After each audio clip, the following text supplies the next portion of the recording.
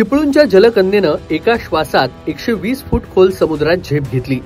Pilot होऊन आकाशामध्ये भरारी घेणाऱ्या समृद्धी देवळेकरनं आता समुद्रामध्ये आपल्या कर्तृत्वाचा ठसा उमटवला। फिलिपाईन्स येथे फ्री डायव्हिंग क्रीडा प्रकारात तिनं भारतासह कोकणाला देखील अभिमान वाटावा अशी कामगिरी केली। भारताची फ्री डायव्हिंग प्रशिक्षक म्हणून तिनं आपल्या नावाचा आता ठसा उमटवलाय। फ्री डायव्हिंग ही जलक्रीडा आहे। यामध्ये ऑक्सिजन सिलेंडरचा वापर न करता फक्त एका श्वासात खोल समुद्रात प्रवेश केला जातो। जलकन्या समृद्धी देवळेकरनं एका दमामध्ये 120 फूट खोल समुद्रामध्ये प्रवेश करत एक उच्चांक गाठलाय। सुरुवातीला पायलट होऊन आकाशात भरारी घेणाऱ्या समृद्धीनं आता समुद्रावर राज्य केलं। फिलिपाईन्स येथे आंतरराष्ट्रीय डायव्हिंग प्रशिक्षण घेऊन ती आता कुडाळ येथील डायव्हर्स ऑफ विंगोरिया यांच्यासोबत प्रशिक्षण देण्यासाठी दाखल झाली। मेहनत आणि चिकाटीच्या जोरावर समृद्धीनं हे यश मिळवलंय। ती महाराष्ट्रातील एकमेव फ्री डायव्हिंग प्रशिक्षक आहे।